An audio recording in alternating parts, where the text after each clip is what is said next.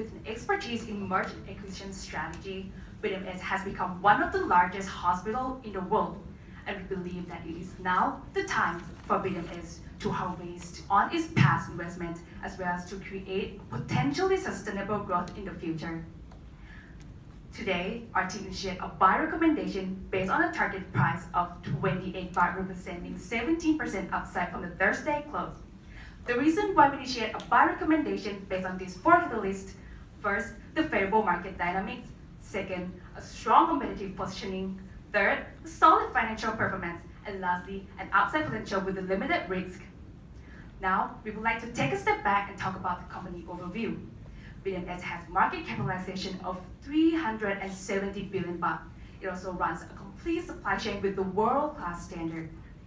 96% of the total revenue comes from the hospital operation. It comprises 70% from the hospital operation, 70% from the Thai patients, 15% from the expats, and another 15% from the international patients. 3% of the total revenue comes from sales of medical goods, and the remaining 1% comes from non-related healthcare operation.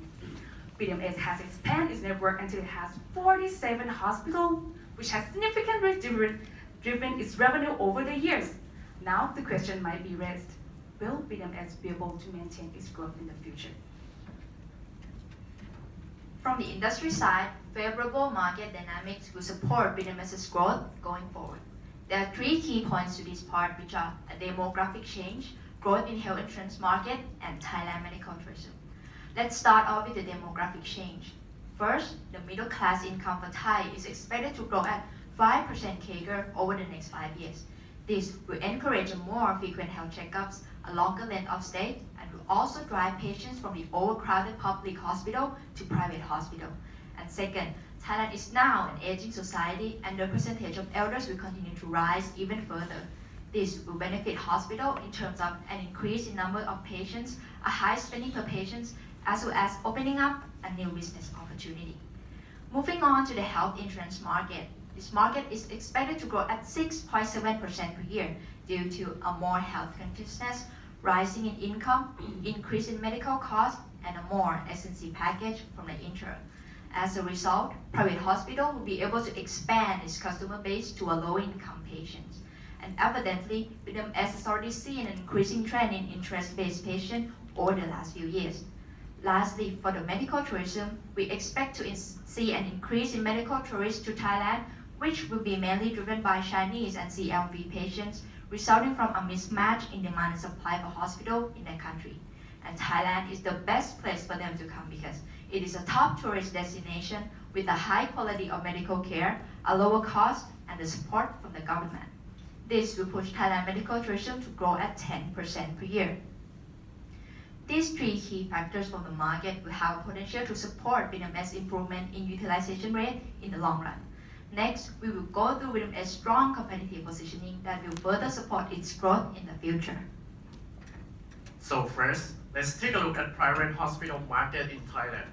BDMS is the market leader with 57% market share. Through our analysis, we found that this is mainly due to four key competitors.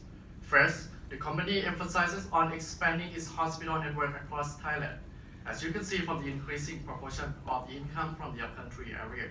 This reflects a diversification in business risk and patient base. Additionally, due to the extent of having over 47 hospitals nationwide, BDMS can easily implement a hub-and-spoke model, which provides a strong referral system and higher efficiency through scale. So, if patients in a spoke hospital need to have a complex surgery, they can be referred to the nearest hub hospital without having to go elsewhere. Together with the complete supply chain and large economies of scale, BDMS is able to control cost of services and gain a high profitability at the same time. As you can see from the graph, BDMS has a stable EBITDA margin despite a fluctuation in average payment per patient growth. Moreover, since BDMS is close to achieve its expansion goal, now is the right time to start leveraging on its existing facilities. BDMS aims to increase the patient utilization rate by partnering with top 3 insurance companies, expecting the increase of the patients under insurance coverage. which currently accounts for 29% of the total revenue. Recently, BDMs has joined a peripheral of wellness market with the launch of Wellness Center. This leads BDMs to be the first hospital group in Thailand that has a complete spectrum of healthcare services. With all the key competitives, we believe that BDMs has a strong competitive position to capture all the market dynamics and support its growth. Satya, can you please tell us about the financial performance? Yes, Thirapat, financial performance is also as strong as the competitive advantage. But first of all, let's take a look at the BDMS revenue growth. Revenue from medical service is driven by many factors. For example, the number of foreign patients that has been attracted by outstanding medical service or the payment per patient that resulted from healthcare inflation. This factor will result in a consistently increase in revenue from 2018 to 2023. Now, some of you may wonder, how much revenue from Wellness Center will contribute to the total revenue? As you can see from the graph, revenue from Wellness Center will contribute around 2.3% of total revenue in 2023. Next, we move to the forecasted EBITDA bridge. Cost of service and administrative expense will have the positive impact to the EBITDA margin. This is the consequence of hub and spoke model as well as complete supply chain management. Next, the depreciation expense which have the negative impact to the EBITDA margin. Why? As I explained to you earlier, capital expenditure per sales is expected to decrease from now on. As a result, the proportion of depreciable PPE to the total asset will drop in the next few years. Higher free cash flow to firm is the result from two factors. The first one is the decreasing in capital expenditure per sales as well as an increasing in revenue. The second one is that now BDMS will focus on improving its existing asset utilization instead of aggressive acquisition strategy. Lastly, this slide shows the BDMS operating performance compared to peers in Thailand and overseas. From the graph, we can see that BDMS outperforms peers in terms of revenue, EBITDA, and net income growth in the next 3 years. It seems that BDMS is very good stock, but is it true? Next, my colleagues will confirm and explain whether BDMS is worth your money. It's a good investment indeed, Satya. According to a team evaluation, we use discounted cash flow to get a target price of 28 baht, represent 17% upsides. We also do the relative evaluation to confirm how worthy BDMS is, and that's why we initiate the buy recommendation. First, we take a look at the discounted cash flow. We discount the free cash flow to firm with WACC of 7.65%, derived from 3.29% cost of debt and 8.1% cost of equity, derived by the capital asset pricing model. As I mentioned to you earlier, we also do the relative valuation, not to derive the target price, but to confirm our recommendation. First, we take a look at the PE ratio, and it seems like BDMS position is quite high compared to the peers. But does this mean that BDMS is overpriced? We have to disagree, as we believe that the PE does not take into account the growth opportunity of the firm. So, we have decided to use the price per earning growth ratio instead. And as a result, price per earning growth ratio of BDMS is at 1.5 times, much lower than 2.5 times of the median peers. This means that investors can expect the future growth opportunity of the firm. According to Monte Carlo simulation, we observe a 66% probability of a buy recommendation. To complete our analysis, we observe the potential risk which no hospital can prevent from. Medical price control plan is the factor that will affect share price the most, but only if it is implemented, as our team believes that the process itself takes a long time. However, if the policy is really implemented, we perform a sensitivity analysis and observe a new target price to be 24.37 baht, represent 13% downside from the target price, as 85% of the total revenue must be disclosed to the public. Now, we believe that all of you, honored investors, will have the answer for the question that I asked earlier. Will BDMS be able to maintain its growth in the future? The answer is yes, due to these four factors: favorable market dynamics, strong relative positioning, solid financial performance, and lastly, an upside potential with a limited risk. We would like to confirm a buy recommendation based on a target price of 28 baht. Thank you for your attention, and now the floor is open for any questions.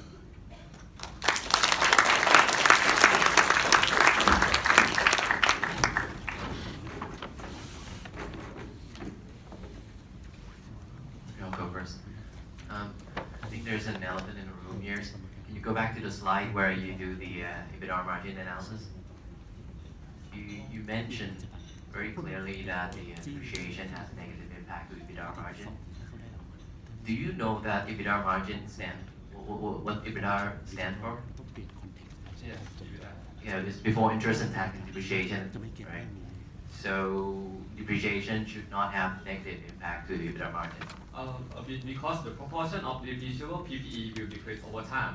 So the amount of depreciation that add back to the EBITDA margin will decrease too.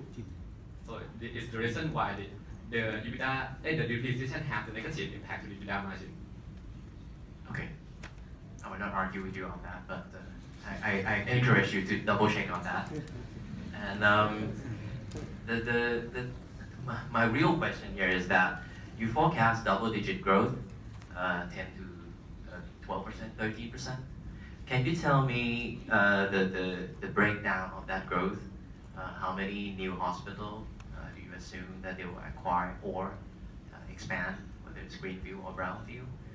What is the volume increase? What is the price increase? So for the next 5 years, the management plans to expand the hospital according to this slide. So we take this into account for our growth, but the main growth will be the organic growth that we assume that BMS will be able to capture that these macro trends that we explained to you earlier to its large networks of hospitals, and we assume that we expect that the increase will be from both an increase in number of patients and a higher spending per patient. For the Thai patient, the growth will be 5% per year due to the macro trends such as aging society and insurance penetration rate. And for the international patient, we expect to see a 7% increase per year, and the 5% will be driven by medical tourists, and the additional 2% will be for the expats.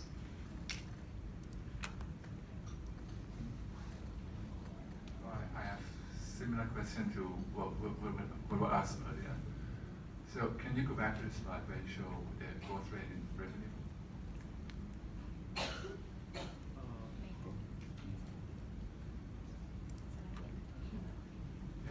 Yeah. In the past 4 or 5 years, the revenue growth has been 11%, and then it dropped to 5%. And during your forecasted period, the growth is actually higher than it was before. You mentioned there's been a favorable market dynamics and all the mega trends. The trends have always been there. So what makes you think that the trends will accelerate, or what is BDMS in the future? Why would they have more ability to capture the trends better compared to before? Thank you for your question.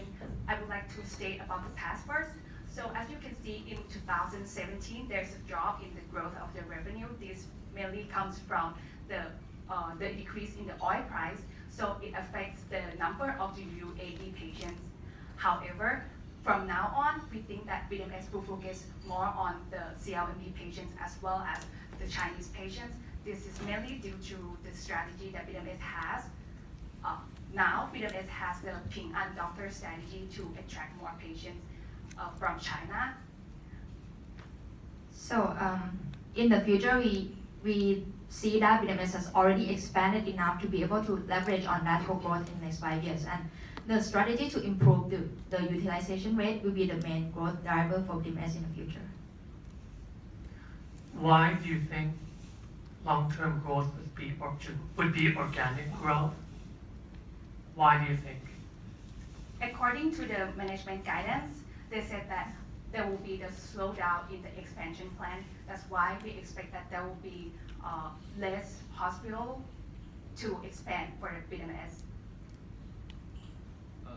From the historical statistic, BDMS utilization rate has below the industry average. So we think that now BDMS should slow its expansion plan and improving its existing asset utilization instead. You forecast strong free cash flow in the long term. What would happen to that free cash flow? Okay, this free cash flow assume that BMS hasn't an expansion plan, but if they want to expand its hospital chain, we calculate the capital expenditure per bed that will help to help BMS to budget it. Okay, so according to the management guidance, capital expenditure per cell is expected to be the 8.5 million per bed. So if they want to expand their hospital chain, the budget that need to invest is the 8.5 included the number of beds in the future. 8.5 millionคูณ the number of beds in the future and we adjust by the inflation. To add on, we have also done the analysis on how BMS can expand in the future. We have done the GPP analysis, which means that there's still a number of the provinces that BMS can still expand. Here, the first table shows that the provinces that BMS has expanded has about 80,000 million GPP. For the next table, this is the provinces that BMS can further expand in the future, which has a GPP up to 80,000 million baht. Question about the aging society opportunity. Can you elaborate more on the potential revenue from this segment? So aging society means that people will come to hospital more because as people age, there are diseases that come with that. So we expect that, can we go to the Thai patients? We expect that the number of Thai elders will increase around 5% CAGR for the next 5 years, and that will encourage a more visit to the hospital. And as well as another business opportunity that we explained earlier, that would be the Shiva transitional care that focus on the rehabilitation for patients after surgery and be more of a home care for elders for elders patients. How we sure that this elder will be the target of the BMS in terms of the revenue, in terms of affordability? So these elders that we forecasted is the elders that all the incomes, and we expect that their kids or their children will pay for them. However, we also do the analysis where we focus only on the elders that have a high range of income, and that group is even grow even further than 5%.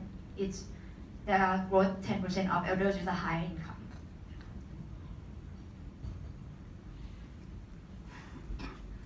How do you quantify the impact of new hospital supply into your assumptions? So we assume that the new hospital will start from the utilization rate of around 70% and increase to around 60% in the next 5 years. Sorry, I mean competition. Competition, new Impact hospital. yeah.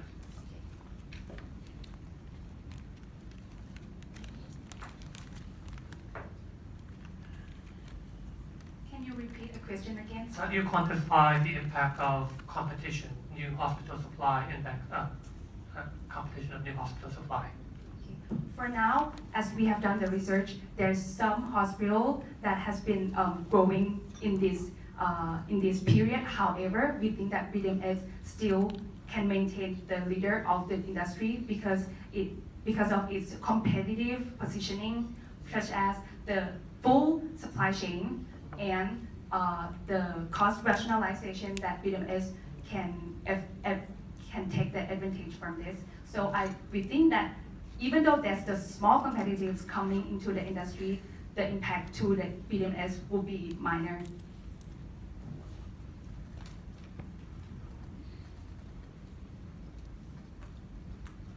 So, do you think corporate governance is an issue here?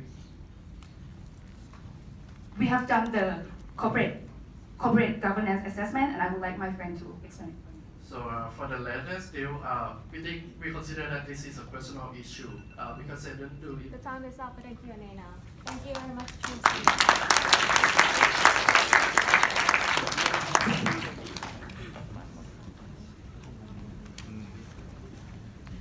So now we'll have a 15 minutes break and we'll resume the presentation.